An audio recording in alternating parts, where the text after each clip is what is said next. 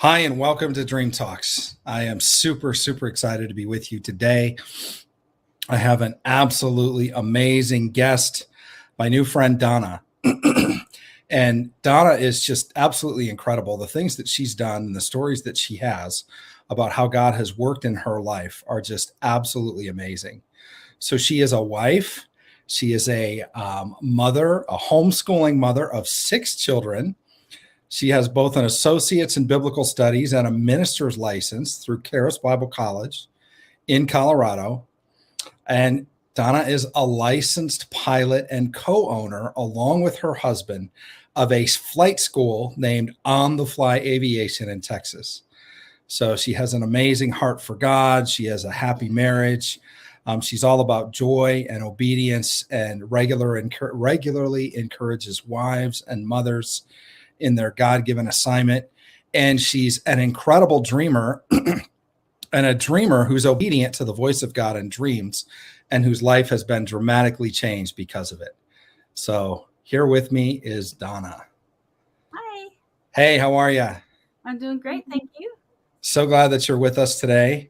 We're super excited. When I first started hearing just the tidbits of your story through our mutual friend, it was just like, wow, this lady is incredible. And then the first time we spoke, it was wonderful just to hear about the things that God has done in your life and how he's moved you and your husband around and how you've just continued to say yes and do things based on dreams. And so, yeah, that's amazing. So welcome to Dream Talks. Thank you. I'm really excited to be here and to share what the Lord has done, because we just like you said, just as my husband and I, as we get the dreams, we just obey God, we just trust him, we move forward, and he's never failed us yet. That's so good. That's so good. So have you been a dreamer all your life? That's one of the questions I get a lot is like, when did you first start dreaming, and how long have you been dreaming and listening to the voice of God intently in your life and following that direction? And so what does that look like for you? Well, I've always been a dreamer. I don't remember many of my dreams. Actually, it just came to me that a lot of my dreams, my favorite dreams growing up was when I was flying, actually, interestingly. Wow. But when I started really pressing into God, when I moved here to America, that's when I started really paying attention to my dreams, writing them down, documenting them, even if I didn't understand them, even if I still don't understand them. I have them written down with the date and everything, just so I can, go back and kind of see the trend or things the Lord has been speaking to me over time. So just as I matured as a believer, I started just paying more attention to them. Now, you're originally from Australia. Yes. Awesome. When did you move to the U.S.? Well, I moved to the US for the first time in 2005. 2005. Okay. I had to go back in my memory because I met my husband in 2003, and then he flew me to America, and we got married in the end of 2003, but then I had to go back to Australia until he had a house for me, and then I came back in the beginning of 2004. But I've been back and forth from, but in between Australia and America since then. Now, he's a military guy, right? Yeah, so he was in the Marines when we first met, and then when we were married, he actually joined the Army for a period of time. Okay, cool. Well, that's awesome. I was in the Navy for 11 years, and then our general was 30 years Army, who works with us as well. So, yeah, we love military families. So, how did you get? Tell me the story of when you first probably said yes to God because of a dream or a vision or something in the figurative seer realm that came to you, and you started saying, man, this is crazy. I don't know, but I feel like we should just go with it. And then tell me that first story, if you can remember what that looked like, or at the beginning when you started kind of living your life in that supernatural, what we call the spiritual intelligence way. Yeah. Well, one thing I can remember is the earliest I can remember that we were acting on it is when we were living in Louisiana, and the Lord was leading us to move back to Australia. And I just was having dreams about Australia. I would be in the half awake, half asleep realm, and I would have a vision of kangaroos, and things like that. And so I was like, the Lord started using that to let us know, okay, it's time to go back to Australia. I'd go downstairs and my kids would have a book open about Australian animals. And I'm like, and so it was like Australia, Australia, Australia. And so the Lord, started using dreams like to give us confirmation of where we're meant to go, that he's in it, that, it's time to move, and we would act upon that. And so he's used, dreams to have us move, intercontinental multiple times. And the stories of provision that he's done when we just said yes and we started taking baby steps, it's just phenomenal what God has done for us. I think so I can tell one story in particular of when I moved on, what the Lord had told me. So I was living in Colorado. I just had my 6th child, and I'd already done 2 years of Bible college. The Lord moved us from Australia to Colorado to go to Bible college. I'd done 2 years. Then my husband had done his 3rd year while I took a year off to give birth, and I wasn't really keen on going back. I just didn't feel led of the Lord to go back. And then one morning I had a dream, and I dreamt that I was in class in a certain track. They got different tracks for the different classes that you can do in 3rd year, and I was in the ministerial track. And so when I saw that and I was actually in that class, all of a sudden this desire came to go back. And so we started moving forward, and the Lord made that provision. And I went back to Bible college because of that. And it was God's perfect timing, because while I was there, the Lord gave me a dream that I was walking hand in hand with a prophetess, and she was an older Black woman, and I was holding her hand. And she said to me, she said, your gift is, because I was asking the Lord for years. I'm like, what is my gift? What is my gift? What is my gift? I think I asked him for 10 years what it was, and I couldn't. I called my parents. I was like, did you notice anything in me that was special? Anything that could give me direction on what God's put in me? And they were just like, no, they didn't notice anything. And so it wasn't helpful. And then I asked the Lord one more time, and I went to sleep. And that's when I had that dream. And that prophetess, she said to me, she said, your gift is your voice, and you need to practice before you spend time with the Lord again in the garage. And so I woke up, I'm thinking, my gift is my voice. And I said, well, I like to sing, and I can sing, but it's not my passion. So I thought it must be my speaking voice. And I looked back on my life and the opportunities that the Lord has given me to speak. And I saw that that actually was the gift that he gave me. And since then, people have said to me that I have such a soothing voice, that my voice is so encouraging, that even if they have a bad day, if they just listen to me, they know that everything's going to be okay. And I was just like, wow, that's really amazing. And so because of that, he gave me that dream that my gift is my voice. Now I was accountable to it. Before that, I wasn't, because I didn't know what it was. But when he told me that my gift was my voice, I said, okay, well, I need to actually cultivate it and use it for his glory. And so that's when I decided to finish up writing my book about raising children that the Lord had put on my heart to do years earlier. And I was in Bible college. And so I actually started getting on Facebook and on YouTube and just doing teachings, which is not in my natural nature to do that. I'm an introvert. So I have to psych myself up to even do it. But, I started doing that. I actually finished my book. And I thought it was wild, because at the time, my 6th child, he was only like 5 months old. And I'm like, now you tell me that my gift is my voice, and now you want me to write a book and start my ministry and go to Bible college now that I have 6? But the Lord gave me so much grace. And that was like when I was in Bible college, it was the ladies there that helped me to self-publish it and start my ministry online and everything. So it's perfect. Wow. So what's the name of your book? It's called Raising Happy Hearts. Oh, wow. I love that. Can you give me just like a couple of sentence premise on what it's about? Yeah. So basically, when I first became a mother, I didn't know anything about being a mother at all, like to the point where, well, my husband, he actually got sent back to Iraq when I gave birth to our firstborn. He didn't meet her till she was 4 months old. And so I was, in the hospital alone, and I gave birth to her. It was like a 24-hour labor and no medication, because I was in a small hospital in Australia. And so the nurse, my parents had gone home, and the nurse was about to leave, and she was going to leave me with my baby. And I panicked. I'm like, wait. I said, what do I do? Like, I didn't know anything about what to do with children. And the Lord just took me by the hand. He taught me everything. Like, I just listened to the Holy Spirit, and I raised my kids the way that he told me. He told me to homeschool. And I said, yes, I'll homeschool. Like, whatever it is he told me, I did. And he sent me help. He sent me, books at the right time that I could read. And so my children, not only are they obedient, but they are respectful, they're happy. And so my pastor at the time, he goes, not only are your kids listen to what you say, they're also really happy. You haven't like squashed their spirit. He's like, I don't know how you did it, but you need to write a book. And so the Lord actually led me. I laughed at the time. I'm like, yeah, I'm not writing a book. But then the Lord put on my heart to write it. And so I just wrote about the different pearls of wisdom that he gave me about how important it is to be a mother, that it's kind of looked down upon in society. But you know what the world sees as unimportant, you know, it's flipped upside down in the kingdom, and it's actually the most important thing. And so it's just about how important it is to be a mother, how to practically, you know, train your children to listen to your voice the way that you speak normally the first time, and stuff like that.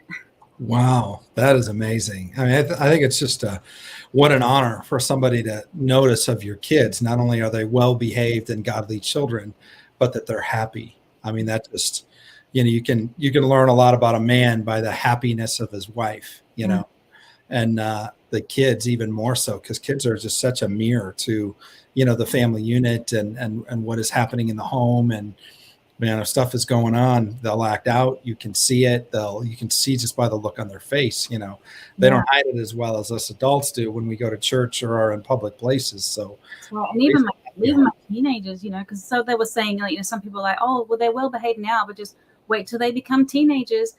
And so I have a almost 18-year-old and a 16-year-old now, they're my two oldest, and I get complimented on them all the time. And we have such a great bond together that, you know, my son, you know, I drive him to work in the mornings, and, you know, we have our ministry time, and he'll share with me, you know, the stuff that the Lord has shared with him, and I'm able to share with him, you know, just pearls of wisdom. You know, he'll actually download teaching to listen to while he's at work. He works out, he cleans the hangars and takes care of the grounds, and he moves the airplanes in and out of the hangars. And so while he's doing that, he just has teaching on, he listens to teaching, he talks to the Lord. He asks me, like, how do you spend time with God? God, what do you actually do? And I'm able to share that with him. And he's a dreamer. I need to share with you some of his dreams in the future, because he has dreams that I think are like national dreams. Yeah.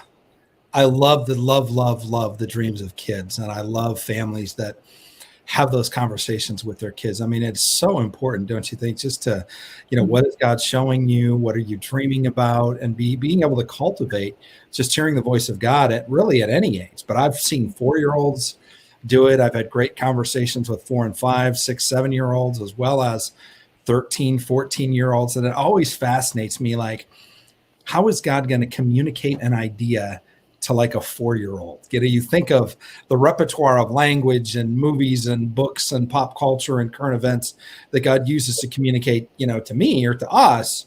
But how are you going to communicate to a 4-year-old? And then a 4-year-old's talking about, you know, Disney characters or cartoon characters and bouncy houses and going to the park. And it's just like, oh, God is so good.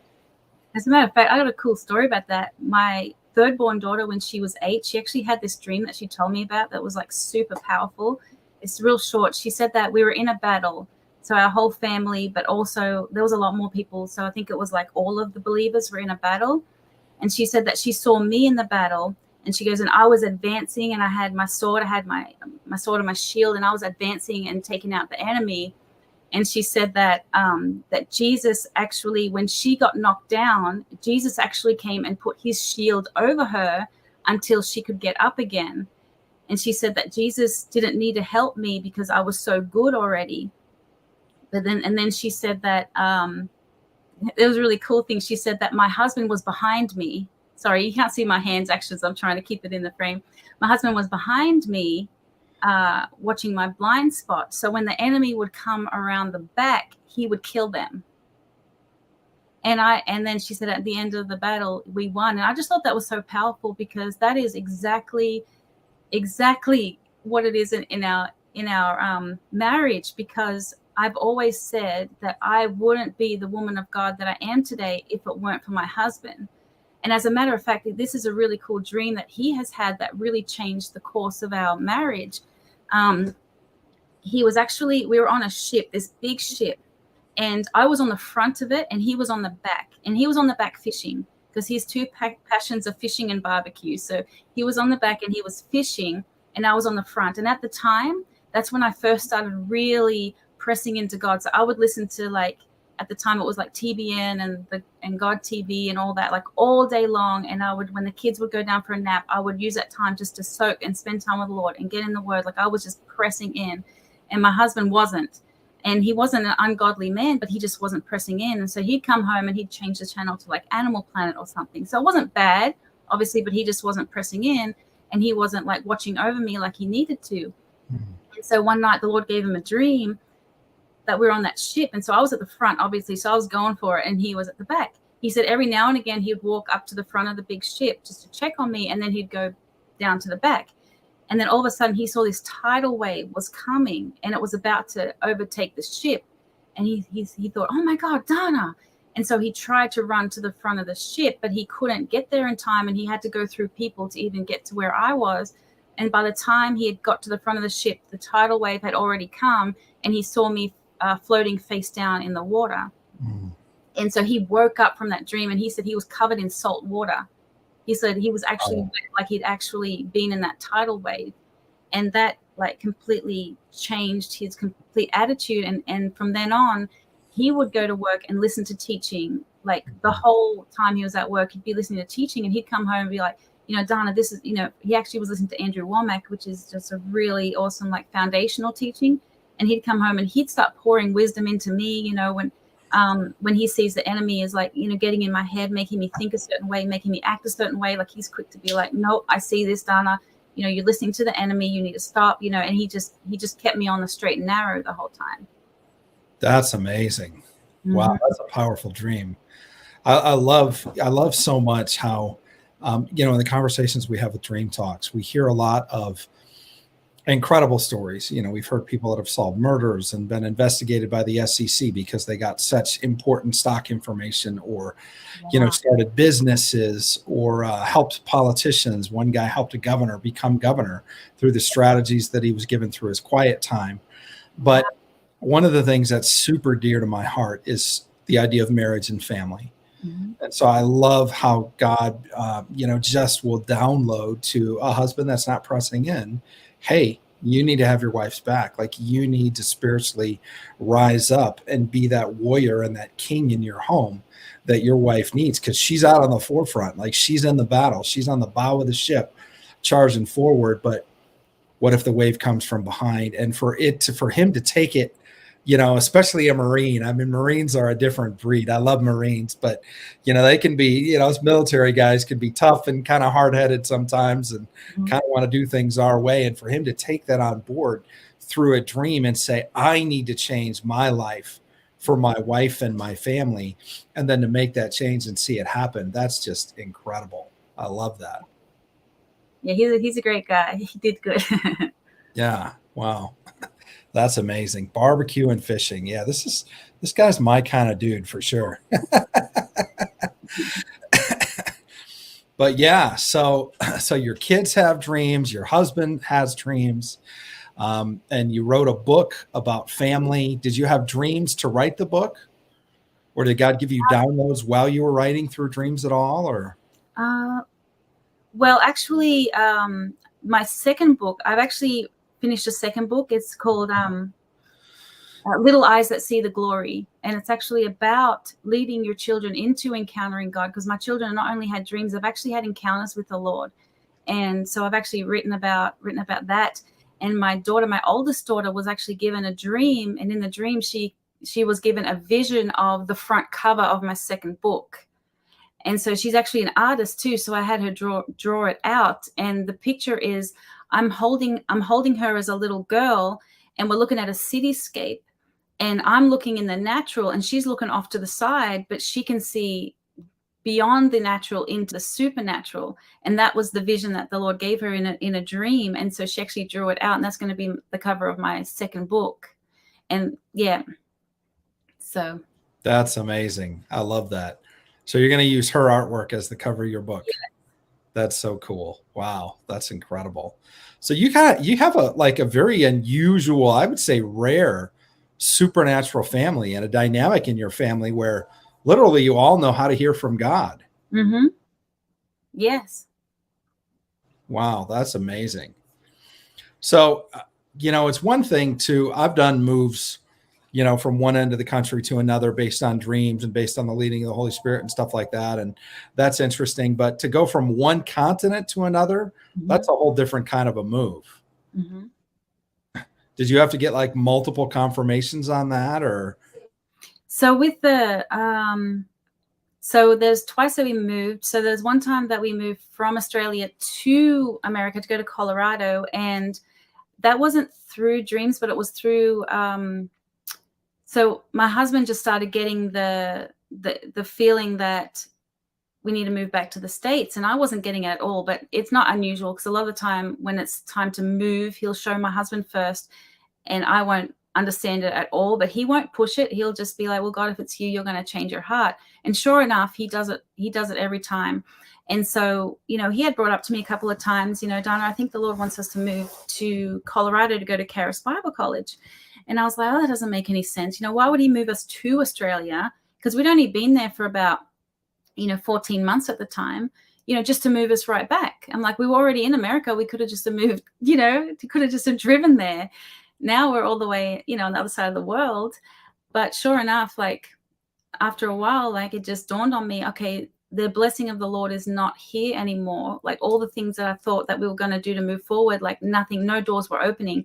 And so I just, I said, I was actually open to it. I'm like, okay, Lord, if this is you, let me know. And so my husband, he went to my sister's house that day. And so I was meeting him there. So I put all the kids in the car, and I plugged my phone in to our it had a USB port. It was a 2013 Hyundai IMAX. And I just plugged it in to charge. But my husband had actually downloaded some of Andrew Womack's teachings on there, which I didn't know. And as soon as I plugged it into charge, it synced with the stereo system, and it started playing a teaching called A Place Called There. And Andrew talks about that when Elijah, when he went, the angel told him to go to the brook Cherith, because I have commanded the ravens to feed thee there, and how you need to go to your place called there because that's where your provision is. And then he tells stories about people, using their faith to come to Charis Bible College. I'm like, okay, Lord, I believe this is what you're telling us to do. So we're going to keep taking baby steps. And then I had a friend of mine, she actually offered to pay for the photos for the passports for us. And we thought that was really amazing. And then she went ahead and actually paid for passports as well. I'm like, that was even more amazing. So it was like hundreds of dollars. Imagine we had 5 kids at the time. They each were dual citizens. So we had, 12 passports that we needed to have current before we moved. And then, but we didn't have a way to get there. We didn't have the money to get there. We didn't have the money to move around the corner, let alone halfway across the world. And I said to the Lord, well, Lord, you obviously want us to go, so you're going to make a way, and we're just going to trust you and just step out in faith. And so I asked the Lord, how does he want us to get there? What method does he want to use? And I heard him say space available flights, which is available for the military. But my husband's retired, and it goes by priority order. So if you're not active duty on assignment, then you don't get top priority. My husband's retired. Plus we had 7 family members to be able to fit on the plane. So we've never done it before, but I heard the Lord say space available flights. And another thing is, you don't know you're on the flight till the day before. So we had to get rid of our rental property, give away all of our belongings, because we only took what we could fit in our suitcases, and hope that we were going to be on the plane. And so we did that in faith. And so we got to so we called the day before, and they said, yes, we're going to have you on the plane the next day. We're like, great. So we got on the plane, and we were the only family on the plane from Australia to Guam. So it stopped at Guam, and we got off, and that's US territory. And I didn't realize that because I'd been out of the States for over a year, that I actually forfeited my permanent residency. And so we just started praying in tongues and just praying like, Lord, you're going to have to fix this, because we basically cut the limb off behind us as we left. There's nothing to go back to. And so we just prayed in tongues, and then the customs officer came and gave me a document that allowed me to have my permanent residency back. And he even waived the fee. It was like hundreds of dollars, like $600 or whatever. We didn't have to pay it. We got back on the plane, and we got to Hawaii, and we got off the plane in Hawaii for a layover. And we got so much favor there. Like they put us in this separate little area in the airport. Other people were just sitting in chairs and having to just like sleep sitting up. And we got this whole area where it was a place for the kids to sleep. It had cribs, it had like a kitchen, it had like a playroom, and it had a code to get in there. And other families weren't allowed, but we were. It was really cool. And then we thought, oh, there's another plane leaving earlier. Let's see if we can get on that plane. And so my husband went and asked about it. And they said, and the lady told her, said, honey, if I take you off the plane that you're on, look at all these people around here, because you would never get out of Hawaii. He said, because on the flight that you're on, they actually manifested you as cargo all the way to California. So the Lord actually made it so there was no chance of us getting bumped off along the way. They said that we were cargo all the way there to California. And then when we got to California, there was only one lady that donated to us to get there, and she donated $1,000, and that was enough to get the vehicle that we needed to rent and the gas to get us all the way to Colorado. So the Lord, and it was free. So the whole thing was free to get us, a family of 7, halfway across the world. That is amazing. Mm-hmm. That is incredible. Wow. And the faith that it takes to do that, you know, especially as a wife with 6 kids, like it's one thing for a husband, and us military guys are used to being shipped here and shipped there, but to be a mom and a wife and have 6 kids with you. And like you said, like, we're done. We're not going back. This is it. We've moved everything. We don't have any place to go back to. Like, what a step of faith. That's huge. Wow. That's amazing. So once you got to Karis, what happened in your life after that? So when we got to Karis, we went to Bible college, and then the Lord gave me those dreams that led me go to a 3rd-year Bible college. And then we were just waiting to see when it's time for us to move, and we actually put our house on the market a couple of times thinking that it was time to move, and it just didn't sell. And it was like, thank God it didn't sell, because it wasn't time for us to move. It was just God's grace that it didn't sell. And then the Lord started putting on our heart to actually buy a catamaran and to sail the South Pacific full time. And it just came out of nowhere. But, you know, God does these things with us, and we're just like, okay, well, that sounds good. We'll do that. And so, you know, but we want to make sure it was the Lord, you know, because that's intense to do that. And so that's when the Lord started giving me dreams. Like I would have a dream. I had a dream that we sailed out of Texas, and I'd always envisioned us sailing out of Florida. And so when I had the dream that we sailed out of Texas, and then he gave me the name of the boat, and it was named the Jewel of the Ocean. Wow. And it was so specific. And we actually had like a logo made up for it and everything. And I said, okay, well, and then I asked the Lord once for direction. I'm like, Lord, I need some direction. And he said, go south. And I'm like, I didn't mean like a literal direction, like north, south, and west. But then when the Lord showed me the dream about Texas, I'm like, okay, so Texas was south from Colorado, like it was literally south. And so we started, you know, thinking about, okay, so where in Texas on the coast are we going to go? You know, all the way to Houston, all the way down to like whatever is down the bottom of Texas. I can't remember. But then my husband, he worked security at the Bible college, and one of the people he worked with said that there's a naval air station there in Corpus Christi. That's a pretty nice one, and we should try to stay there. And so right then, like that day, I called him. I said, do you take retired military personnel? Are we allowed to rent on the base? And they said yes. So we said, well, do you have any place available? And they said yes. And within like 3 days, we were approved for a house. And I'm like, okay, but we still have this house. So what are we going to do with this house? And that's when I prayed to the Lord, and he said, call Liz. And Liz they're actually expecting their 6th baby, but she had 5 at the time. They're actually former Amish that I had met at the Bible college, and they were living in Ohio, I believe it was. And so they actually wanted to move back to Karis to go to Bible college. And so I actually called them, and they actually moved into our house like a month after we left. And since then, they actually purchased it off us. That's incredible. Wow. So this is just kind of like par for the course. This is what you guys do. You just God and take a leap of faith and end up in.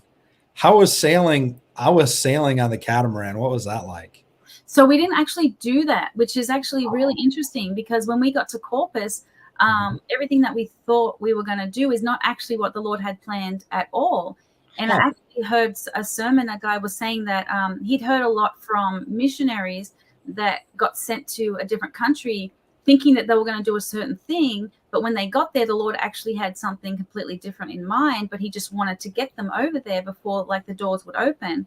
And so it's actually really cool. When we moved to Corpus, we actually made friends with a military pilot across the road that actually, it's actually really cool. The connections that came from that, you know, his friend now is one of our students at the flight school that's going to purchase an aircraft, and it just like there's, and then he actually helped my husband to get a job on Lackland Air Force Base that actually, you know, led us to move up to this area, because we moved from Corpus Christi up to just east of San Antonio now.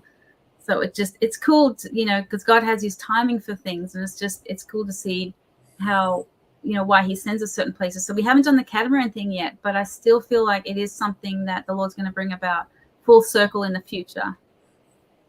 That's so cool. I had the privilege of living on a catamaran for two, and they also owned like an 85-foot pirate ship, square rig pirate ship, and I got to stay. I had the whole ship to myself, and I mean, it was just, there was this couple that had done a lot in ministry, and they were at a phase in their life where they were looking for a new strategy, and I was a strategist, and they're like, well, come out and stay with us and spend some time. And so we'd go out and park in the bay for 4 or 5 days and just chill, you know, go swimming or paddle boarding or hanging out. And what a life. I'm telling you, if you get the chance to do that, that is a blast. Yeah, for sure. I'd love to. So you ended up east of San Antonio, and talking to a pilot. And at what point did you guys decide that flying was for the both of you? So actually, the Lord, my father was a pilot, and so I wanted to be a pilot ever since I was a little girl. And I actually, when I got to the end of 12th grade and my grades weren't good enough to get into the Air Force as a pilot, I actually went back and did 11 and 12 all over again. Oh. And what happened was, actually, the Lord spoke through my dad, because I was like devastated after I got my score, because they score you from 100 being the best to 0 being the worst of the whole state. And you had to get within the top portion to be able to get, you know, to be able to be accepted. And I just wasn't, I was at like in the middle, I was like 53. I was like, wow, that's terrible. And so I actually, you know, was devastated. And my dad, he said, Donna, your heartfelt desire comes from God, and just know that he will show you the way.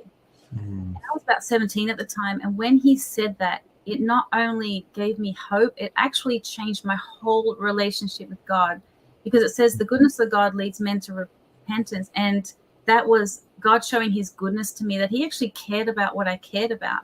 And that turned around my whole life as far as like pursuing him. And so I actually went back, did grades 11 and 12, got baptized, filled with the Holy Spirit. And by the time I got to the end of it, I had a score of 86.8. And it was like a great score. And I got through all the selection phases of the Air Force. And they flew me over to Tamworth, which is where one of the Air Force bases there. And I flew with ex-military fighter pilots. I did aerobatics, and they tested my flying ability, my flying and retention ability. But at the end of it all, I could tell like the grace lifted. Like when at the interview at the end, they asked me questions and I couldn't think of any answers, even though I studied for it. Like my mind went blank, and I must have looked so stupid. I didn't know an answer to anything. And so they didn't accept me. And I see that that's God's grace there, because I would never have met my husband. I wouldn't be here in the States right now. I wouldn't be where I am right now if I would have joined the Air Force at that time. And so I left the flying thing. I left it, and I pursued God with my whole heart, because at that stage I knew he loved me. I loved him. You know, I went all for it. You know, the Lord led me to my husband, and we got married, and I knew that was the Lord. Like, it's supernatural how we even met. You know, he had gone to the war in Iraq when it first started. He pulled in a port in Sydney, Australia, and my friend had invited me out into the city, and I wasn't a party girl. I didn't want to go. And the Lord said, why don't you go? And I'm like, and this is before I even knew I could hear God. And I'm like, well, why don't I go? And so I went out, and that was the night I met my husband. And he said to me, I just want to find a wife and raise my kids in church. And I said, you're going to make someone really happy one day. And I didn't know that it would be me. So That's so beautiful. I love that. yeah, so we ended up, talking on the phone, long distance relationship. He flew me to the States. We got married. Now we've been married for almost, it'll be 19 years here at the end of the year, and 6 Wow. kids. And so, yeah. And so back to, where was I? What was I talking? I went on this huge rabbit trail, but No, I love it. I love, the story of how you met your husband and your the marriage. flying thing, right? Yeah, the flying. Yeah, so how that comes around. So my husband said, he, like, when we were talking in the early days, he said he's always wanted to fly, and I've always wanted to fly, but I left all that and I just pursued God.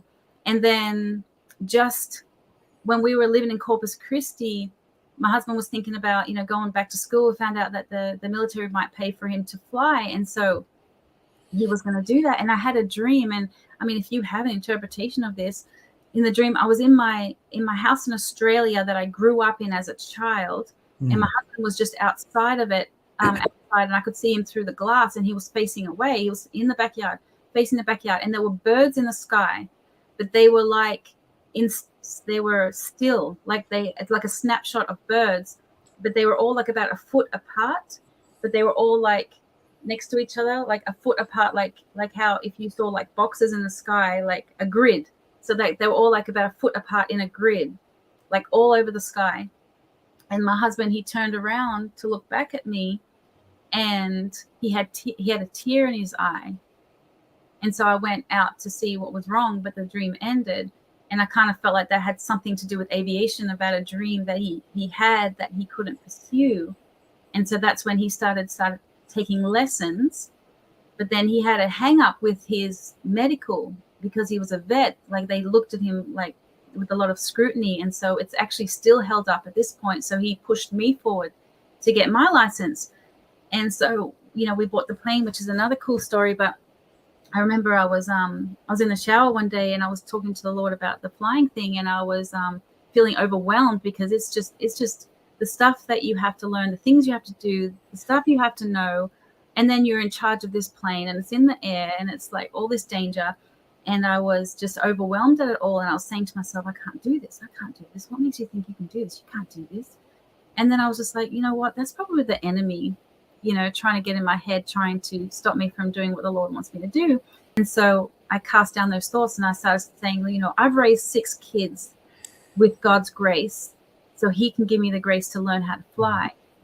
And at that moment, the Lord reminded me about that promise that he gave me when I was 17, that he's going to show me the way. But the fact that promise that turned around my whole relationship with him, it was a promise about flying. And when I realized that, I just like burst out into tears. Like, I just started sobbing. And so I just said, okay, God, I trust you. And I went forward with it. And just recently, I got my license. I passed with flying colors. I went flying yesterday. I just flew my friend to another airport to go get they call it $100 hamburger, because it costs $100. By the time, you factor in the cost of the fuel and the flying and everything. And so, yeah, and we got a flight school and everything. That is incredible. That is amazing. I love that dream. That dream is so interesting. There's so much symbology there. In the dream, so you were in the house you grew up in, like your mom and dad's house? Yes. And were you your age that you were at when you were dreaming, or were you like a little girl in the dream? Yeah, it was my age, because I knew that was my husband, and so we're our age now. Okay. And so you were looking out the back window, and he was in the backyard, and he was looking up, and there were these birds in like a 1-foot pattern that were just kind of stationary in place, like being held in place. And he was looking, and then he looked back to you, and he had like a tear in his eye. Wow, this is so cool. So the idea of being in your father's house is like a timestamp of like when that dream started for you. Wow. So it's the idea of, it was a dream that you had as a little girl of flying. And looking out a window, it talks about in 1 Corinthians 13, now we see through a mirror dimly, or through a glass darkly, which also is kind of reminiscent of like Alice in Wonderland. It's like through the looking glass, right? And the whole idea of looking through a glass or looking through a window represents a veil of separation that's usually about looking into the future. But it's really interesting, because looking out a window usually means future prophetic, but the backyard usually means something that's behind you or like past tense. So you have this interesting juxtaposition of time frames in this dream. And it was also sunset. It was at sunset as well. Oh, wow. Yeah, there's just so much on timing. Mm-hmm. You know, you're at the house you grew up in, which means the dream initiated there. You're looking into the future, but seeing the past and seeing your husband there. And the husband sees these birds in this pattern, but they're stationary, literally like a holding pattern. And he has a tear in his eye because he's looking at his dream too. He wants to fly, but it's not his time. And then he turns back to look at you as if to say, it's time for your dream from when you were a little girl to become now future past tense. In other words, for it to come to pass, and for you to step up and to take that place. And I believe it, also that he's going to get his pilot's license, and it's going to happen for him as well. There was just a whole holding pattern, and it was really time for you to come to the forefront and to be a part of that. Wow, that's so powerful. Yeah. You want to cry. Yeah. That's amazing. I love that. So you went from your husband looking at taking flying lessons to then you taking flying lessons to buying a plane to buying a flight school. Like you guys went all in. Yeah. Next you got to have your own Air Force. I think it's like the next step up from there, right? Well, I think the Lord's leading us to do an airline eventually. Oh, wow. I'm believing him for a fleet of jets at this point. Yeah. $100 hamburgers. I love it. It's interesting because people have prophesied that over our organization, the Spiritual Intelligence Service, multiple jets, helicopters, and I'm looking at them like, wow, okay, great. I mean, apparently we're going to have need of them, but maybe we partner with somebody. I don't know, because I don't have a pilot's license. I wanted to fly initially when I went into the Navy. Mm-hmm. I wanted to fly, but I tested off the charts and some of the stuff. And so they said, you need to be in the nuclear power program because you're super smart and this and this and this. And I said, well, I really want to fly. And they said, well, 90% of the people that are pilots used to be Navy nukes on submarines because they know you can handle the tight spaces. It wasn't true at all, but they got so much more points if I come in as one of these guys, because a lot of people don't fit into that slot. And so I took that slot, and then I got picked up to become a naval officer, which was always a dream. And then that didn't happen. So, yeah, but I understand the idea of wanting to fly for a long. I remember being in high school and looking out the window and just thinking, man, I would love to learn how to fly. This was before I had even decided I wanted to be in the military. So I love that he's then made that dream happen for you. So he was taking lessons, then you were taking lessons. Tell me the story about buying a plane, because that's a big step. Yeah. So my husband and I always talked about, buying a plane, but it's one of those, one day, we're going to buy a plane, just like one day we want to have a house in Australia and America, those type of things. But, one day has to eventually come, right? And so when I started taking the, I went to the ground, well, I hadn't told this audience, but last year around Mother's Day, my birthday is actually next week. And so it's in between. So Mother's Day and my birthday are pretty close together. So last year, my husband actually was going to pay for me to do a ground school, because you have to do ground school training as well as learning how to fly, because there's a lot of stuff you need to know before you fly. And so they were going to do a weekend ground school. And so I went to that ground school. And that's when I actually met our first flight instructor was there, and also our current manager was there. That's when I met them. And actually, while I was there, I was talking to the owner, and he was actually looking for a plane for us. And I was like, have you found our plane yet? And he's like, no, not yet. They're still looking. It was an owner's, a seller's market, and the price of the airplanes had gone through the roof. And so it was really challenging, and they'd get snapped up within an hour of getting put online and things like that. And we're just like, all right, God, well, we're just going to trust you because you've got the plane for us. And I actually had a vision of our plane before we got it, because I didn't know if we were going to get it, because you can get the high wing planes or you can get a low wing plane. And so we hadn't decided on which one we wanted to get, but in the vision it was a low wing plane, and I said, oh, that looks like a Bonanza. And it's actually, the plane that we got is actually called a baby Bonanza. It's like it's its nickname. It's actually a Sundowner, but I actually saw it in the vision.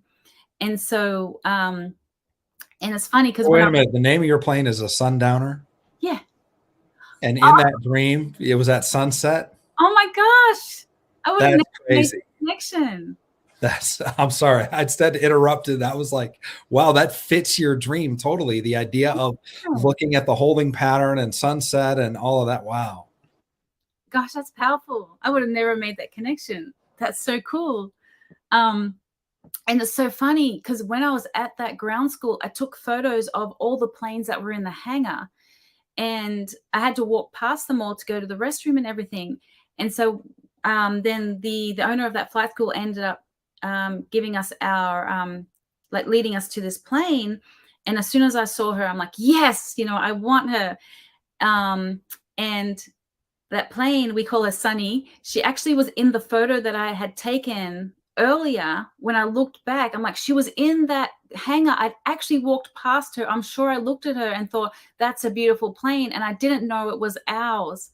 It was so powerful. And so, but at a point I was just like thinking, it's foolish to buy an airplane because, we had a certain amount of money, and, it'd probably be more wisdom to buy a business, invest in business or something like that. We shouldn't just buy an airplane. That's foolish. Who does that? Who buys airplanes? And then I spent time with the Lord, and the Lord gave me a really clear vision, and it was an air traffic control tower with a crown sitting on it. And I saw that. I'm like, okay, so God is in this. This is not foolish. This is what he wants us to do. And so we actually went ahead and we bought that airplane. And while we were about to buy the airplane, the owners of that flight school offered for us to buy the whole flight school. And we thought, you can already tell from our story, God's thrown us lots of curveballs. And so we thought, at first I thought, no, that's ridiculous. We can't buy a flight school. But then I thought, well, maybe God does want us to buy a flight school. And so I said, Lord, have you ever showed me anything in the past that would lead me to believe that you want us to do this? And he reminded me of the vision with the air traffic control tower with a crown on it. And it wasn't an airplane with a crown. It was the whole air traffic control tower, which controls the whole airspace. And as a matter of fact, the flight school that we were offered to buy was on one side of the airfield, but on the other side of the airfield was the air traffic control tower. So it was far away. So at that time, I hadn't even gone to the control tower. It was kind of like a thing off in the distance. So we actually started to pursue to purchase this flight school. As we moved forward with it, we realized that God wasn't in the purchase of that flight school. And so we stepped back from it, but I still had that vision in my mind. And so we had a plane, we had a flight instructor. And so we were just going to start with what we had, but we couldn't find a place to house it at the airport that we were at. And so we were praying about it. And one day my instructor and I, we were meeting at it's called the FBO. So the business office of the airport, we were meeting there, and my husband had come home early from work. And so he started asking around to try to find if there's a place for us to have our flight school. And they said, oh, next door in Canyon Aviation, they probably have room. And we're like, next door. So we literally had to walk past the air traffic control tower to the next hangar right next to it. And they showed us the rooms. It was the most beautiful office we'd ever seen, that had an open window that you could see right into the hangar, see the beautiful planes. Wow. And it was just open for us. And we just said, yeah, we'll take it. And so we just started our flight school right there, right next to the air traffic control tower. That's incredible. Mm-hmm. That's amazing. What's the name of your flight school? On the Fly Aviation. On the Fly Aviation, which is kind of how you guys live your life.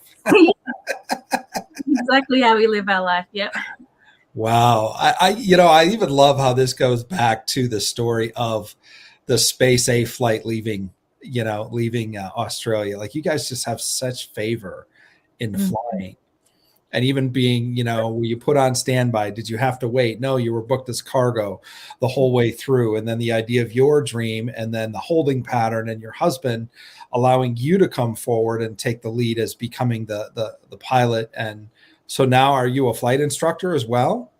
Not yet, but I'm working towards it. So I just got my license, and then the next thing is to get your instrument rating, and then commercial rating, and then you can become a flight instructor. So that's why I'm trying to do one flight a week to go to other airports. They're called cross country flights, because that's working towards my next rating. So at first I was like, yeah, I just want my license, because it was hard. It was hard to get my license, and I was like, I just want to be done with it and just enjoy it. But the Lord is not, he's not satisfied with me just having my license. So there is something in the future that I need to be at a certain level of pilotage to be able to do. And I don't know what it is, but I know that it's coming. Like the Lord even gave me a vision of an airline captain, or it was some sort of captain. And he was standing in our hangar, just looking out into the distance. And I saw him from the side. And so something's coming, and I don't know what it is, but I just need to keep moving forward. How many hours of like flight time versus like classroom time does it take to get your pilot's license? So you can do it. It's average about 60, 65 hours of actual flying time, but it's like, I don't know, probably like hundreds of hours of just, because the amount of like the scope of things you need to learn, and then you also need to learn them in depth. Like it's just like, I got overwhelmed like so many times, but my husband, he was just like, Donna, just take a break. The Lord's given you grace to, all these things that he's going to give you the grace for this. Don't psych yourself out. Like, and he was like my supporter, like, you can do this, you can do this, you can do this. And so I had to take a written test that I thought, like, that's one of the reasons I just got so overwhelmed. It was like this mountain that I just felt like I would never be able to climb.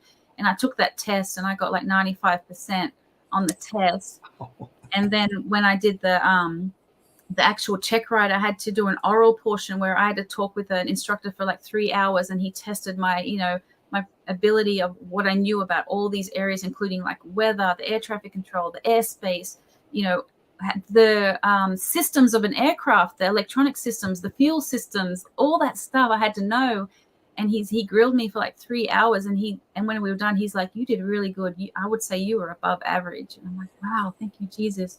And then we did the flight portion, and we flew for almost 2 hours, and he had no qualms, and we landed, and he said, yep, I'm just going to go write up your license right now. And I'm just like, because it was like, I felt like I couldn't do it. It was that hard. And all the stuff that you had to do, you had to like soft field, short field, takeoffs and landings. You had to do go arounds, emergency procedures, in-flight fire, steep turns, power on stalls, power off stalls, like diversions, pilot, like just everything. It was like, but God, he just put around me this group of people that was able to give me all the knowledge that I needed at the right time, and just gave me everything that I needed to succeed, including like a whole flight school. So I have instructors around me all the time. I can ask questions. Like, it's just God, like the way that he gave me my license was so much more amazing than like I could have imagined, Wow. So much different than being in the Air Force, I'm sure. Yeah. Yeah. Wow. So what's next for you guys? So we're just going to keep on. So my husband is actually at school, which is another thing we had to trust the Lord on. So he actually left his job at Lackland Air Force Base to go, and now he's at school to be an AMP mechanic, which is airframe and power plant mechanic. He's learning to work on aircraft. So he's at school right now learning to do that. And so he's going to be able to be a mechanic for our flight school, but also he could have a job. Like there's such a great need for them that Boeing has actually already decided that they want to hire everybody in Will's class, in my husband's class already. Wow. My husband's like, well, I don't know if I want to go to Boeing. But like, so it's just the sky's the limit, and not even the sky at this point. We've got no clue what God's got cooking, but we're just moving forward with it, and just, waiting for the next opportunity, the next direction that he's going to give us, and we're just going to jump on it. Yeah, I mean, the trajectory you guys are on, I think probably space flight's next. Actually, Well, Elon Musk, and he's right where you guys are too. Anyway, he's right. doing SpaceX down there, so who knows? Maybe Actually, you'll. SpaceX actually came to his school as well and hired people straight out of the school. So that's an option as well. It's so funny. Like on the way after I spoke with you on the phone today, and I was driving home from dropping my son off at work, my little son, my 5-year-old, was in the back, and he said, "Mom, when I grow up, can I fly to the moon?" And I said, "Well, if the Lord wants you to, you will fly to the moon." I said, "How about you ask the Lord?" And he goes, "Like Jesus?" I said, "Yeah, ask Jesus." And all of a sudden he got quiet, and I said, "God, you're just getting the cutest little prayer right now, aren't you?" Wow, that is amazing. Well, who knows? It's funny. I've learned not to joke around when I'm in kind of like dream mode, because I say things that I think are like outrageous or funny or whatever, and then they end up happening. Yeah. So who knows? Maybe there is space flight in the future for your family. Oh, wow. We know how God answers the dreams of in the heart of a little girl. Yeah. So, maybe your son. Who knows? Yeah. That would be super cool. And I've gotten to the point where I'm not limiting God anymore. That it's just, if the thing is, if he can do it for unbelievers, he can do it for believers. All we have to do is just trust him. Like he told me once, I had a vision of Richard Branson. All of a sudden, I just had this picture of him when I was laying in bed, and I'm like, Richard Branson, isn't he a billionaire? And the Lord said, "Would you believe me for $1 billion?" And I said, "Yes." And then he said, "I will show you the way." Wow, that's amazing. Yeah. So I mean, I've got no clue how that's going to manifest, but we're just going to take the opportunities as they come, and the Lord knows. The Lord knows the details. Yeah. Well, I think he loves it when we speak and we dream outrageous dreams, Yeah. and we begin to throw stuff out there and see God move in such a ridiculously extravagant way in our lives. Mm-hmm. And I love it. One minute you guys are trying to figure out how are we even going to afford passport pictures, Mm-hmm. and the next minute you're buying a flight school, not just an airplane, but a whole flight school. And so the faithfulness of God to lead you through your lives and bring you to a place of intimacy and destiny, and to do it with your family together, Mm-hmm. I just think it's just a real testament to people that have families, for those that are waiting to have families, that are looking for, the right wife or husband, and just to have somebody that you can partner with on this adventure with God and do just radically outrageous, ridiculously fun and incredible things, and Mm-hmm. have happy kids in the meantime. You're Mm-hmm. such a bright spot. And, we've had so many dream talks at this point now, but I think this is going to be one of my favorites, just because the way that you guys live your life as a family is exactly something that has been on my heart. And I know on the heart of a lot of people, is to have that, trauma free, happy, well adjusted kids that seek the Lord, children that hear from God, having those family conversations together, and not sheltering them, but taking them on the adventure with you. Mm-hmm. I think that's amazing. Thank That's you. incredible. God is good. Yeah. Well, are there any other dream stories that we didn't? I mean, you have so much depth. Mm-hmm. Dream life. Is there any other ones that we hadn't mentioned yet? Well, there is one that I wanted to share that I was wondering if you could give me some insight in, because it still baffles me to this day. Sure. So I had this dream, and let me see.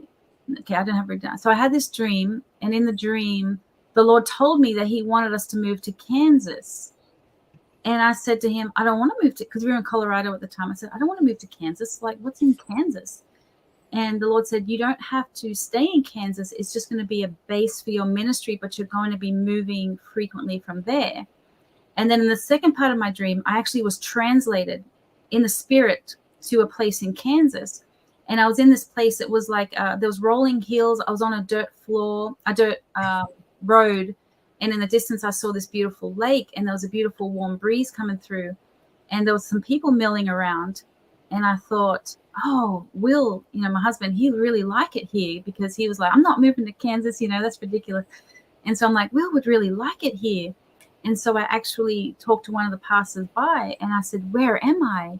and she said Alamosa Springs, Kansas. Hmm. And there isn't such a place. But I found out that Alamosa means a group of cottonwood trees, and the cottonwood tree is the state tree of Kansas. Really? Yeah. Wow. That's cool. I love dreams like this because they require research. Yes. And you've already done some. You've looked up the meaning of the name. Mm-hmm. So if Alamosa means collection of cottonwood trees is the state tree of Kansas. The second part would be springs. Are there springs in Kansas? And where are the springs located? I think that there was,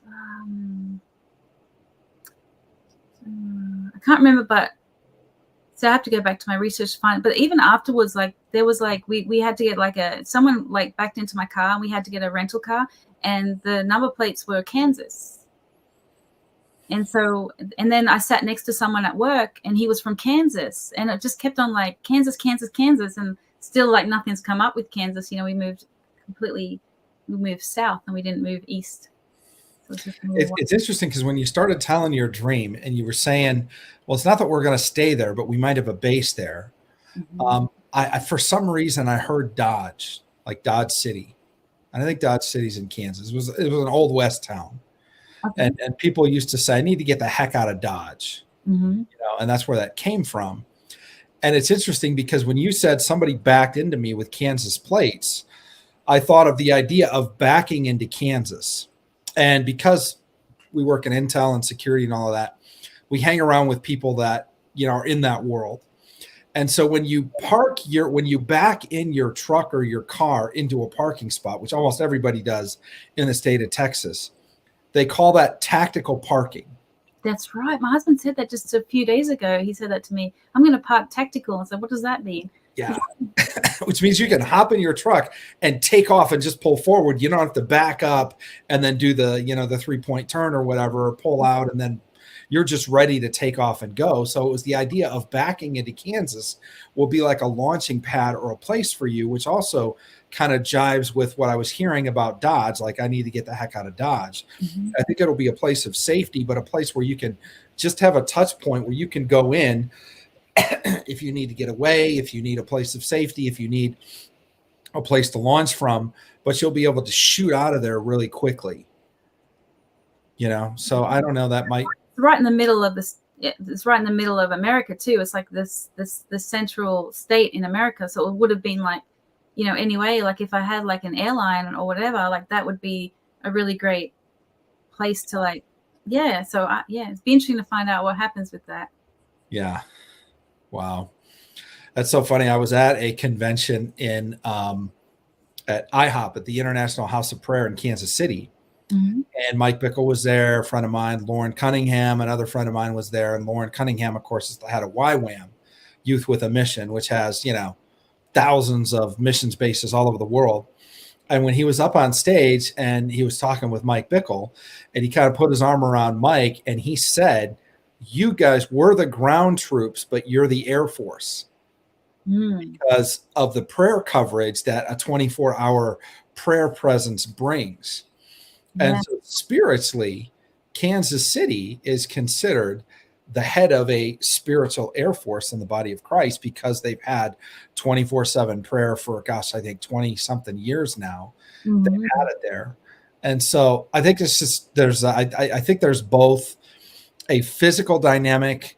If there's a move or a base in Kansas City, there's also a spiritual dynamic to you being there. And it's about a retreat place or a place of safety, protection, a place that you can kind of back into, but a place that you can launch from or shoot out from kind of in any direction. And I like what you said too about, it's one thing to have, I lived in Florida for a while, and I also lived in Northern California for a while. Mm-hmm. And if you're trying to get to anywhere else in the country, there's some of the most remote places mm-hmm. to fly from. But if you're in like Texas, or even more so Kansas, you're literally like 2 hours from anywhere if you fly, unless you're going to Alaska or Hawaii. But other than that, you're 3 hours at most, and you can get to pretty much anywhere in the continental United States.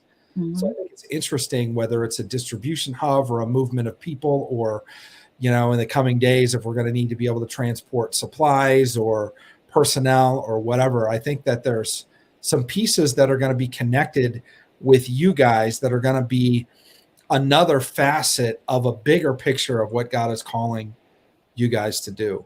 You know, and I keep thinking about a friend of mine. The guy's a billionaire. He's a pilot. He has a helicopter. He has 2 jets, and he has 2 cargo planes. And he flies and delivers food. He feeds like 10,000 orphans like a day in Haiti.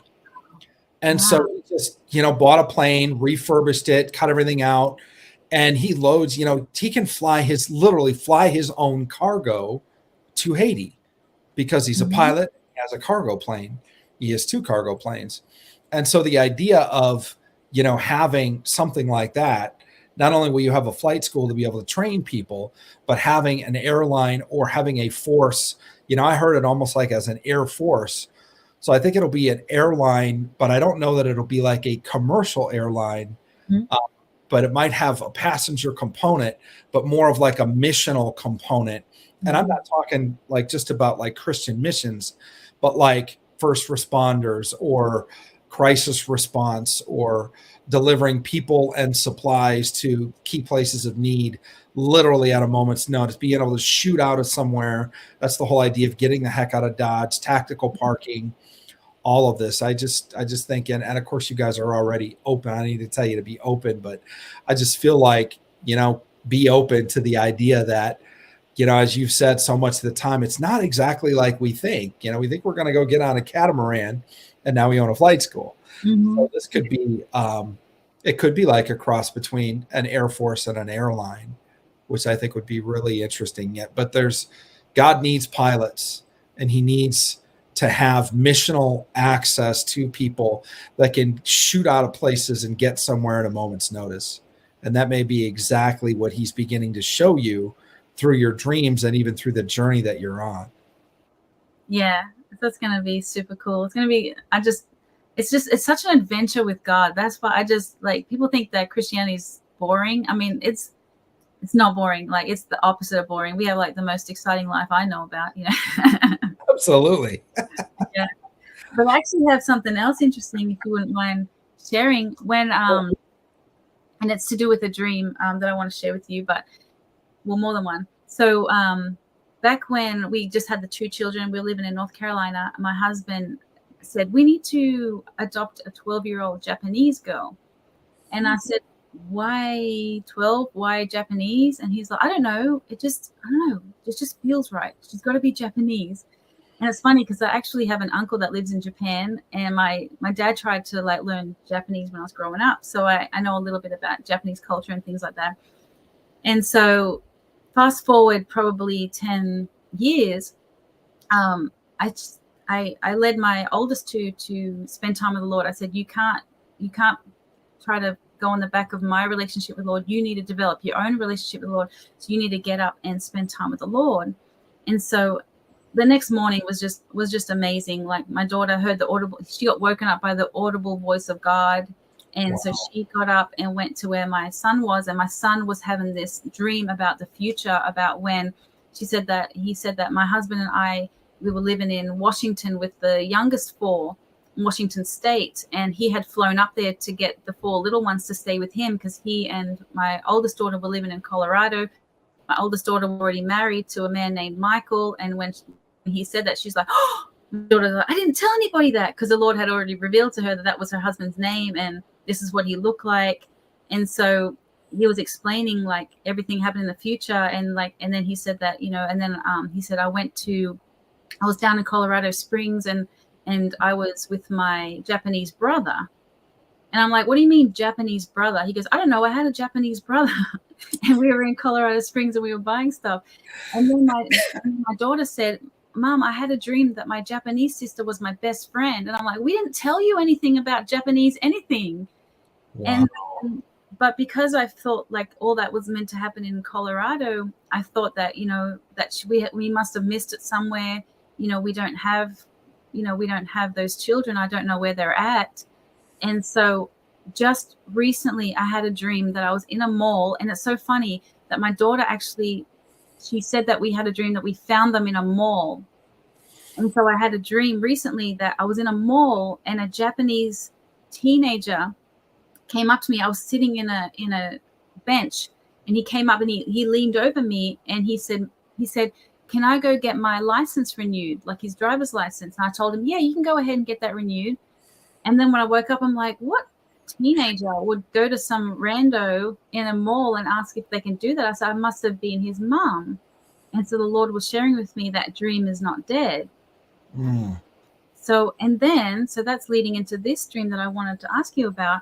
So back on January the 10th, 2020, I wrote, last night I had a dream that I was on a bus holding Justin, who's my sixth born, and he was 3 at the time. I realized that I didn't know where my other 5 kids were. I called them, and they had been with Melania Trump. She had taken them to Japan and the White House, and I was excited for them.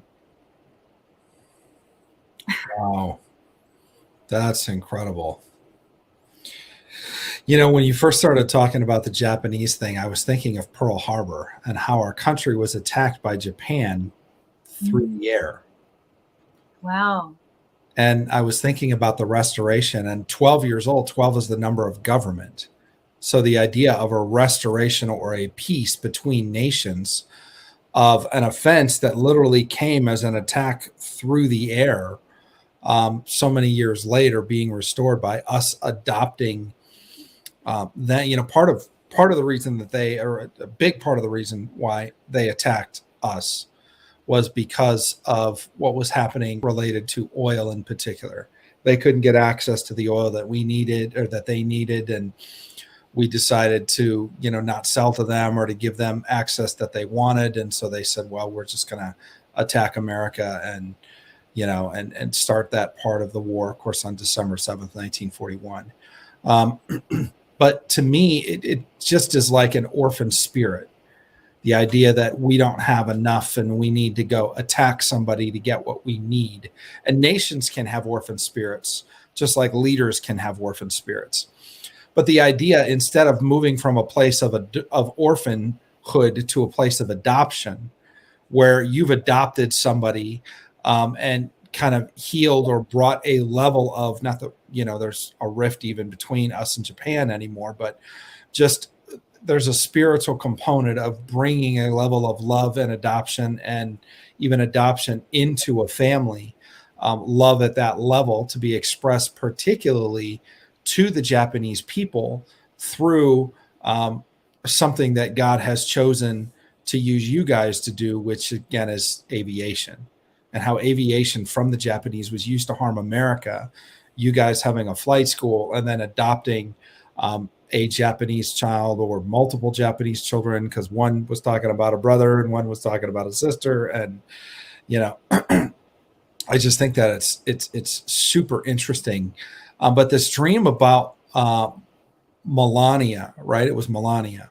Yes. It wasn't Ivanka. It was Melania. Okay. So the idea of a first lady or somebody married to the president, and it could be that president. It could be another president. Mm-hmm. You know, if God wants to represent somebody with, you know, a level of authority and a level of this and a level of that, somebody that's outside the system, somebody that doesn't kind of fit the mold of what typical presidents have looked like. That's one of the reasons I think why people dream about Trump so often, because until President Trump, we didn't have a grid for what that symbol would look like in a dream. Mm-hmm. Because who could be a president like Trump? Like, he couldn't show us a picture of any other president and say, well, yeah, that guy's out of the box and this and this and this, like Trump was. And so Trump was kind of in his own category as a symbol. And so when God uses a symbol like that, the idea of Melania in particular, which is like a beautiful, elegant, model-esque, you know, international, you know, woman who understands the world, who knows multiple languages, is absolutely brilliant, just off the charts, probably the best, or at least one of the best first ladies this country has ever had, and by far the most underrated. Mhm. And the heart that I've heard by people that know her that she has for things like children, I just think is incredible. So tell me the part of how she interacted again with the kids, what she took them. Um, I said that so they had 5 of my kids. So I had one, I had the little one, she had the other 5, and she had taken them to Japan and the White House. Wow. So again, it's the idea of taking them on a place of international travel. But again, I feel like there's something that God still wants to heal between their nation and our nation. And so I feel like it was a trip of goodwill. It was a trip of ambassadorship, diplomacy. The first lady taking children, it sends a very particular message. It's like if we park an aircraft carrier off the coast of a country, that's one way to visit. That sends a very particular message. We call it a show of force in the military. But to send the first lady and to send children, and as far as we know, President Trump didn't go with her. It was Melania and the children. So to send, the premier woman or kind of wife, mother of our nation at that time, that's what the first lady represents, with 5 children to a country just shows an immense amount of trust and security that we have in that relationship. And again, usually you bring women and children, particularly in that sense, on a goodwill trip or on a trip maybe to bring comfort or something like that. There's definitely a relational and very likely even an emotional component as to why somebody would be sent in that manner. If we were just going to go negotiate trade, then, the people that are in charge of the departments that need to be involved would go, and maybe the president would go and all of that. But for Melania to go and to take your kids, it represents several things. One, that your kids are going to have a play on the national stage. Your kids have national level significance. So if God is speaking to your kids about what's going on a global scale, even, definitely write those down. They may be destiny dreams. Gosh, my son was having a dream about England. He was in Hollywood, actually. He said he was in Hollywood and he was driving on the Hollywood Hills and he saw there was 3 clouds, and on the 3 clouds was like a cylindrical rainbow, and on one of the clouds was like the Big Ben, and on the other one was it was the I think it's one of the bridges in London that I forgot what it's called. And I mean, like, he just has dreams that are just like that. I'm like, Hollywood, England, just, I have to send you some of those because it's pretty wild. Yeah, there's a lot there. Has to do with the timing, has to do with alliances, bridges between nations, or bridges one place to another. Oh, It's wow. a point of connection, of relationship. I like the idea of the cylindrical rainbow because it's not like the horseshoe-shaped rainbow that we're used to. It's like God is changing the rainbow and redeeming the rainbow.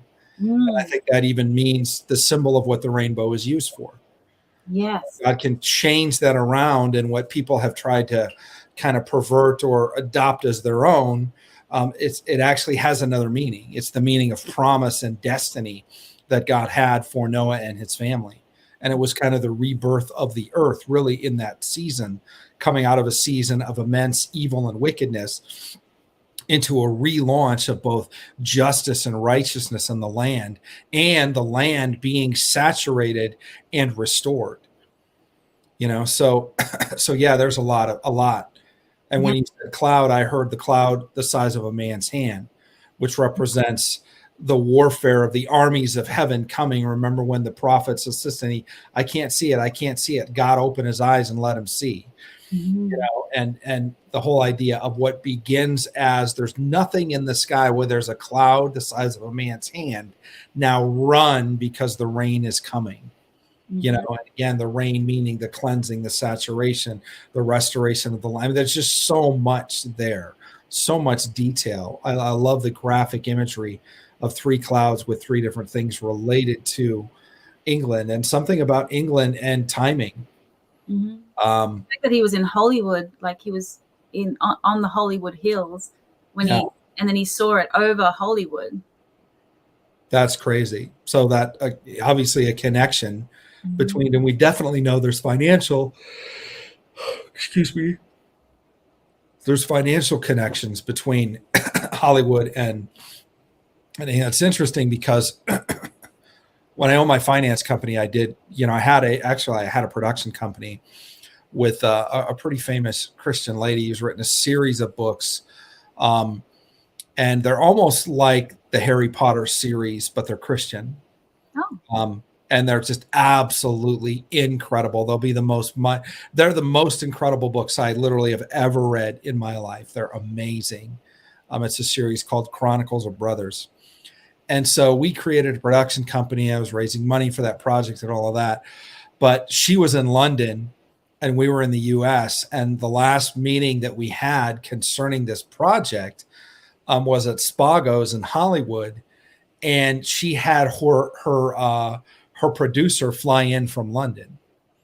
And so I'm meeting with some of my money people, some of the stunt people and the Hollywood people. And it was just a small group of like 6 or 7 of us, but we were having dinner at Spago's in Hollywood. And we had this lady from London that had flown in specifically for this meeting. And it was that bridge between London and Hollywood in the United States. It's super interesting because right around that season and in that set of relationships is where I met a friend of mine, where we began a talk. If we really truly believe that God speaks to us in dreams, visions, prophecy, word of knowledge, word of wisdom, why isn't there a full-time agency advising the president of the United States or working to keep America safe? And so that's now what I've built, is an intelligence agency that operates on spiritual intelligence, but it came out of that season. And so the idea of the clock and the idea of the bridge and there's so much there. Yeah, you could send that dream over with every little detail if you have it written down somewhere, and we could go into the depth and the level of that. But I just love how God speaks to you, Donna, how God speaks to your family, your husband, Will, and your kids, and like they're in on it. Like God, tells you things about this Japanese thing. But doesn't keep secrets from your kids. They don't even know yet, but God is already kind of giving them the download of what's to come as well. Yeah. That's amazing. So yeah, I think there's going to be some global restoration between nations that's going to happen because of you and your family, because of your willingness to say yes, because you do marriage and parenting so well. Of course, God would send you people that he would want to be incubated in such a happy-hearted family as yours, to be able to grow up in that environment and perhaps even become the future leaders of other nations. And don't discount, not only what God has given you and Will as a husband and wife, but as a mother. I just hear the whole idea of, Rachel, of literally birthing nations. Wow. And having leaders from other nations that, you've literally written the book on how to have happy-hearted children. Mm-hmm. And so, of course, God wants that propagated and spread, make disciples of all nation.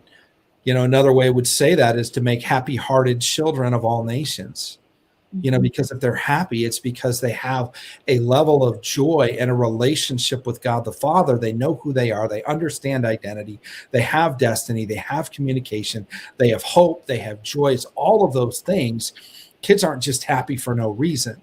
They're not happy just because they get candy or they get their way. To have a happy heart is because they have a secure home.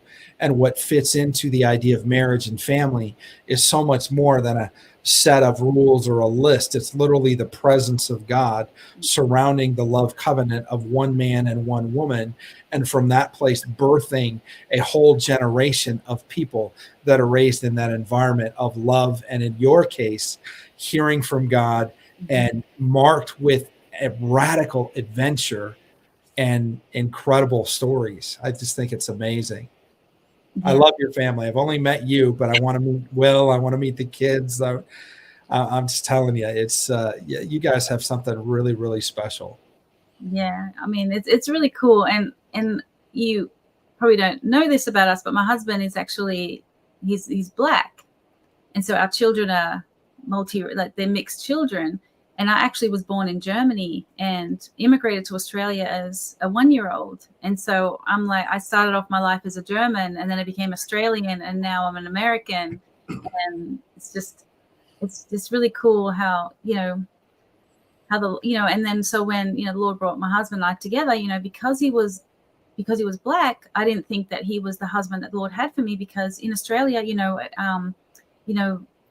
there's just different races there, and so I never envisioned myself with because I put God in a box, and I thought, okay, this is what the person is that that the Lord would have for me. I saw somebody that worked at a Christian bookstore in Australia, and he was tall, and he was obviously white, but I didn't find him attractive. But I thought, well, that's what a Christian man looks like. That's what my husband's going to look like. So when Will came along, like, it didn't even occur to me that was who the Lord had for me. But as we kept talking, we just realized we have so much in common, and we were just so aligned in everything that we believed and what we wanted. And like, we just don't butt heads, because we just flow with the Spirit. We just go. And I asked the Lord one day about my husband, and he said, I gave you my best.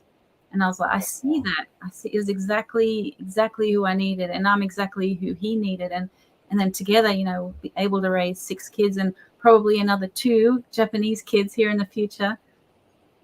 His perfect will for you. Well, exactly. That's amazing. Yeah. See, I love that. Even the idea of being from Germany and marrying a black man in America. Like, when you think of, again, there's something about World War II in your family, about like the restoring of nations and the breaking down of generational bloodline curses that have flowed from various nations who were raised in hate and raised to kind of, standoffish towards other people that maybe didn't look like them. And for your family, none of that. It's all about love and unity. Exactly. And my grandmother, who's still alive in Australia, actually saw Hitler in the flesh. Really? She did. And my grandparents on the other side, one of them was in the Hitler Youth, and one of them was she had a SWAT sticker on her shoulder, and she was a nurse. And so they were, so I don't know where they stood. I believe that they were both saved, before they died. I covered them in prayer, but yeah, so it was just crazy, the heritage, that I came from. But there's not a hateful bone in my body about any of that, Yeah. Yeah. I think it's amazing. Wow. So yeah, the story even goes deeper. I mean, having family that was part of that whole generation that was taught to hate, and taught to value people based on their genetics or the color of their skin, or whether they had blonde hair and blue eyes or not. I mean, and to look at you and your husband, and I did see, you guys on Facebook and all of that, and you have just such a beautiful family. Thank you. I mean, but multiracial, and again, a global influence. I mean, it's the kind of family that when you walk into certain countries, they're going to be like, what is this? And you're going to be like, oh, well, this is us. This is our family, Yeah. Even walking around in Australia, we turned heads, I bet you would in Germany too. Yeah, for sure. But wow, praise God. What an incredible life that you have, Donna, an incredible adventure, an incredible, I think we probably need to do a follow-up sometime and have you and Will and some of your kids on and talk about dreams, because we love kids and dreams. And so any age, whether they're teenager or whether they're really small. But wow, such a joy to hear how God is moving in your life so radically, about how you guys are so submitted, and like you said, cut the limb off behind you, literally burn the bridge. Like, we can't go back to Australia. Like, if we get stuck somewhere, we're living in Guam, but you made it all the way through. You were the cargo headed on. Nobody can even boot you off the plane. And just his provision all along the way. It's just a testimony to myself, but to all of us who are listening, to be able to say yes, because you'll never know the radical things that God, the adventures that God will take you on, and the things that God will provide. But we don't even know how to ask for the things that God wants to give us as far as provision and blessing. And so, and even the story of your marriage, something that was so out of the box of what you had envisioned. But again, your willingness to just let the Lord lead you and find, man, this is somebody I really get along with, and we're walking in the same direction. And he may not look like the boring white guy at the bookstore that was unattractive, but I'm marrying this hot black Marine from the United States, and let's start the party and get the adventure rolling. That's just, it's so cool. Your life is literally a prophetic testimony of unity and adventure on a global scale, and soaring higher with the Lord. It's amazing. Yeah, I just, my husband, he even said, he goes, Donna, do you remember when we first got married and I prayed that I didn't want a boring marriage, that we just wanted to have an adventure? And he goes, and God has given that to us. I said, yes, he has. Yes. Yeah.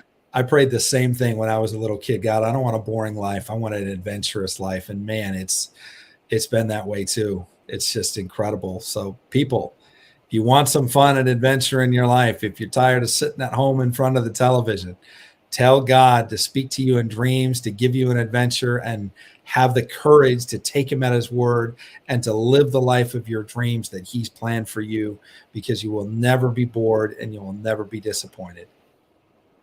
Amen. That's it in a nutshell. And you can trust him, because he's never failed you before, and he's not going to start now. So if he's leading you to do something, just start taking baby steps in that direction, and you'll see the doors start opening. And then you can know, okay, this is what God has for me. I'm going to keep walking, and he's going to catch you, and he's got you. And it's going to be an amazing adventure. And then you're going to have stories upon stories upon stories.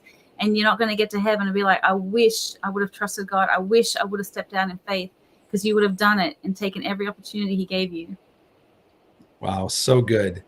So good. In closing, could you just release an anointing for happy-hearted children, happy-hearted spouses, happy-hearted marriages, and just an adventurous dream life with God? Could you just release that over our audience? I know they'd love to have that. Oh, absolutely. Absolutely. So right now, Lord, everything that you've given me, Lord, I just release it into the audience. All the willing hearts that are in the audience right now, I just release the grace that you've given me, Lord, to be a godly wife, a godly mother, and to just trust you for the journey, Lord, that you have me on. Lord, I just release that to the audience right now. And I just pray that they will just get dreams and visions, encounters with you, that you will just would start taking them by the hand and showing them the things that they need to change, the opportunities that they need to take, the things that they need to do, that they will also walk hand in hand with you, and to be able to have just such a well done life, that when they get to heaven, that they will have left nothing on the table, that they will have done everything that you have put in their hearts to do. And Lord, I just thank you for it in Jesus' name. Amen. Amen. Ooh, I could feel that in my hands. Yeah, I could feel that too. That's wow. What a blessing. Thank you so much for being a part of Dream Talks today. And thank you for sharing more of your life with us and some of your stories. And we just really appreciate you. And we'll definitely want to stay in touch, because I want to see what happens next in your adventure. Yeah, well, thank you for having me. I really enjoyed it. Awesome. We'll talk to you soon. All right. All right. Bye-bye. Wow. Such an incredible, amazing story about what happens when you're willing to just say yes. When God gives you dreams, you're willing to write them down. You position yourself in a place to hear from him, and he sends you on adventures and places to go and things to do and see. And by the way, if you're new to a dream journey, or you want to go really, really deep into a dream journey with God, we have the Spiritual Intelligence Mentorship. You can see below, spiritualintel.com. We're about to start a new class in the next couple of weeks here. And it's an adventure. I can't even begin to tell you, and it would take days to tell you the incredible things that God has done in my life, just even interpreting the dreams of other people on a global scale, on a national scale, the things that God is showing us, the things that he tells children like Donna's children and others. And if you want to know more, and you really want to press in to this time with God, or press into a new season with God, and really understand and hear what he would say to you, like on a national, global intelligence type of level, look us up at spiritualintel.com, and we will see you next time right here on Dream Talks. Thanks for joining us.